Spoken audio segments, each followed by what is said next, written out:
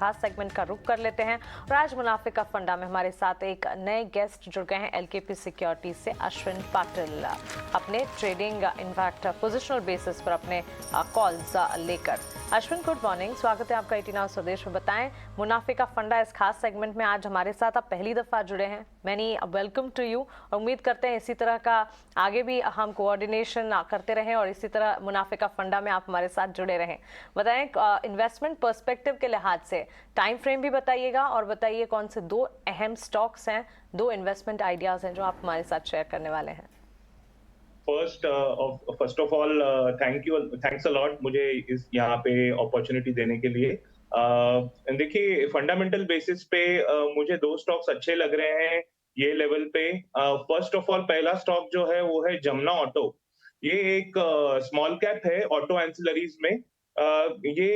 इसका main business तो है ये कमर्शियल व्हीकल्स को लीफ स्प्रिंग्स प्रोवाइड करता है। अब ये लीफ स्प्रिंग्स क्या होता है? That is a suspension product जो ट्रक का भार जो होता है वो लेता है एंड इजी स्मूथ राइड के लिए हेल्प करता है। ये एक मोनोपोलिस्टिक एनवायरनमेंट में काम करता है जहां पे जमुना ऑटो का मार्केट शेयर अबाउट 68 to 70% है लीफ स्प्रिंग्स में। और लीफ स्प्रिंग्स में भी एक प्रोडक्ट है जिसे कहते हैं पैराबोलिक लीफ स्प्रिंग्स, जो एक नया प्रोडक्ट है। उसमें भी जमुना ऑटो का अबाउट 90 to 95% मार्केट शेयर है। और ये जो है वो सब जो बड़े कमर्शियल व्हीकल प्लेयर्स है जैसे टाटा मोटर्स है, अशोक लेलैंड है, उसमें इसका शेयर ऑफ बिजनेस काफी ज्यादा है।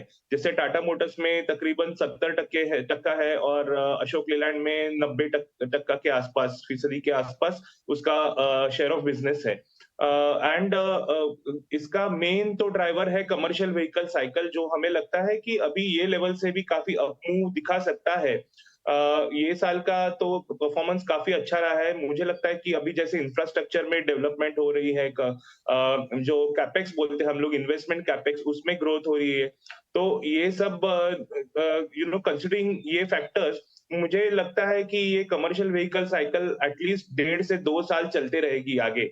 और इसका फायदा जमुना ऑटो जैसे कंपनीज को, जो इनके एंसिलरीज है, उनको जरूर होते रहेगा। तो ये एक फैक्टर तो जरूर है जो हमें इसके बारे में पॉजिटिविटी दिलाता है। सेकेंड थिंग है कि जमुना ऑटो काफी नए प्रोडक्ट्स भी ला रहा है अपार्ट फ्रॉम लीफ स्प्रिंग्स, जैसे कि जेड स्प्रिंग्स है, यू बोल्ट्स है, नोडो ब्रैकेट्स है। तो ये सब जो है वो भी काफी सारे कमर्शियल व्हीकल्स में ही लगते हैं। एंड इसमें उसका कंट्रीब्यूशन अबाउट 40% है, मतलब इसका टॉप लाइन में इसका कंट्रीब्यूशन अबाउट 40% है। सेकेंडली आफ्टर मार्केट्स में भी इसका काफी अच्छा प्रेजेंस है। देश भर में उसके काफी सारे डीलर्स, डिस्ट्रीब्यूटर्स है and after markets and exports मिला के इसका तकरीबन 25 से 26% इसका कंट्रीब्यूशन टॉप लाइन में आता है, जहां पे हमें ग्रोथ दिखता है। आफ्टर मार्केट्स मतलब जहां पे ये लीफ स्प्रिंग जब भी अगर 9-10 महीने का इसका लाइफ स्पैन रहता है, तो उसके बाद में जो रिप्लेसमेंट आता है दैट इज आफ्टर मार्केट। और ये कमर्शियल व्हीकल की जो साइक्लिकलिटी है उसको दूर करता है। मतलब it is CV cycle agnostic जो हम कह सकते हैं, वो आफ्टर मार्केट बिजनेस में इनको पोजीशन दिला देता है। तो मेरे ख्याल से that is also one of the biggest factors that we need to see. जी बिल्कुल। अश्विन, आपकी तरफ से दूसरा स्टॉक कौन सा है वो भी आप क्विकली बताएं। या जमुना ऑटो का मेरा टारगेट है 140 दूसरे स्टॉक की तरफ जाने से पहले। दूसरा है मेरा क्राफ्ट्समैन ऑटोमेशन। जो क्राफ्ट्समैन ऑटोमेशन जो स्टॉक है वो भी एक ये पावर ट्रेन्स जो होते हैं डीजल इंजिन के लिए जो लगते हैं कमर्शियल व्हीकल्स में, ट्रैक्टर्स में, वो ये सप्लाई करता है। उसमें इसका मार्केट शेयर तकरीबन 50 से 52% है। तो यहाँ पे काफी ग्रोथ दिख रही है। CV cycle again I would say कि ये काफी बड़ा रीजन हो सकता है। सेकेंड बिजनेस इसका है एल्यूमिनियम ऑटोमोटिव प्रोडक्ट्स, जो प्रोवाइड करता है टू व्हीलर्स के लिए एंड पैसेंजर व्हीकल्स के लिए। इसमें ये एक्सपोर्ट्स में काफी अच्छा कर रहा है एंड बड़े बड़े सब जो स्टेलांटिस एंड पीएसआई, ये सब जो बड़े बड़े जो एक्सपोर्ट्स में कंपनीज है, इनको ये प्रोवाइड करता है। ये भी काफी अच्छा बिजनेस है।